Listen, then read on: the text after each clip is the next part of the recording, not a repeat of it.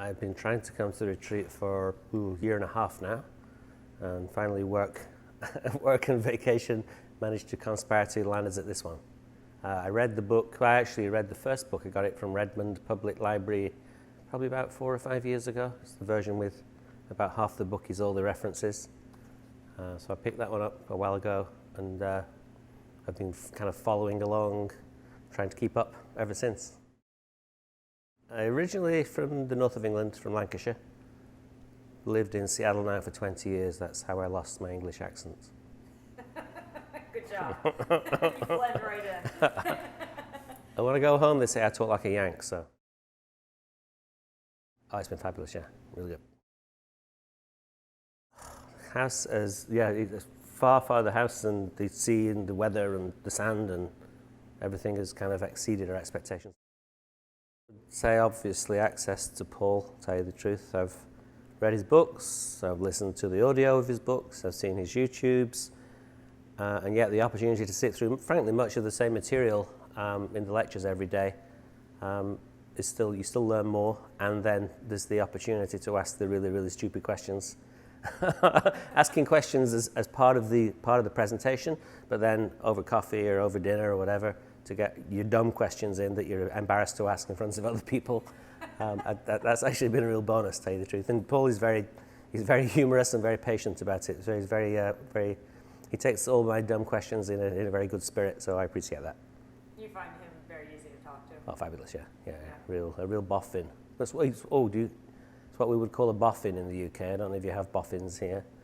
Kind of a mad scientist type. Oh yes. Yeah. Yes. Gentle genius. Yes, absolutely. Yeah, food's been fabulous, thanks. Yeah, really good.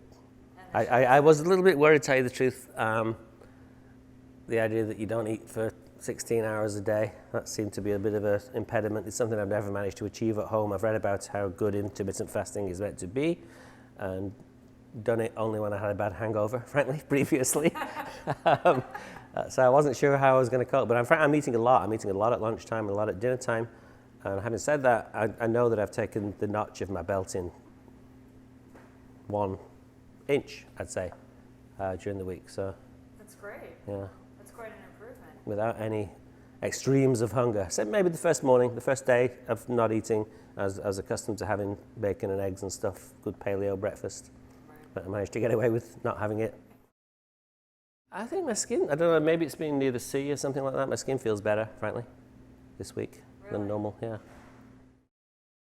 It's interesting to frankly get thrown together with a bunch of, about 30 other strangers, including the staff, that, you're not quite sure. You're not quite sure. However, I think everybody's coming to it as a student, most of the people, most of the people are here to learn. And everybody's here for a reason. There are all many different reasons, some of which I've heard about at length, some of which I haven't heard about. And we're all coming at it for a reason. And I think we're all here to learn, and everybody's very open, friendly. It's been very gratifying, I'd say. I'm not an expert cook, but my wife is, thankfully.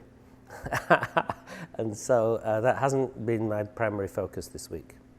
Oh, so you've been making it her primary focus? Oh, absolutely. Yeah, she's dialed in on front row seats.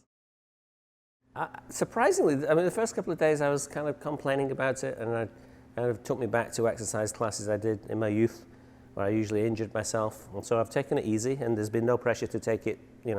The coaches have been very reasonable about saying if it hurts, cut down, don't do it.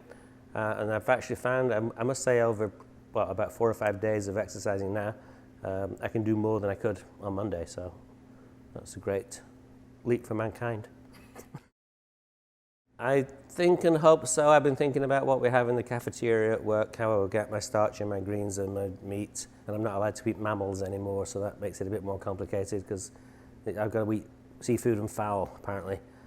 So I'm wondering whether that's available. I really don't want to be one of the people who brings a packed lunch and heats it up in the microwave. So I'm figuring out how we're going to make that work, to tell you the truth. You can't have red meat anymore? I'm off all mammals, yeah. Why is that? I have Hashimoto's thyroiditis. And the current theory is that maybe it's something to do with this thing that makes your immune system believe it's being attacked in the thyroid. Oh, absolutely, yeah. I would love for all my family to come, both my immediate and extended family. Certainly a bunch of friends I know who've been interested in this. They're all going to be debriefing me when I get home and figuring out what it was like and what were the people like and what was the food like and what was the exercise like and was it really a nice building and how were the beds and could you sleep, etc., etc. So I'm expecting to proselytize a little bit on Paul's behalf and the business's behalf. Do it, I'd just say. I would say if you signed up to come, I expect to have a good week. Don't expect to get a full round of golf in. that was one of my hopes. That was dashed. And then secondly, it was dashed. I was going to play on Saturday, but they don't like the shoes of my trainers. They wanted me to have special golf shoes. So it's not a great course anyway. So I actually heard it was quite good. But, you know, if you're... Sandy, very sandy. Are you a really good golfer? Oh, superb, yeah. I'm Oh, you are, on the then PGA you Tour wouldn't like most this weeks. course, then. Not at all, no. No.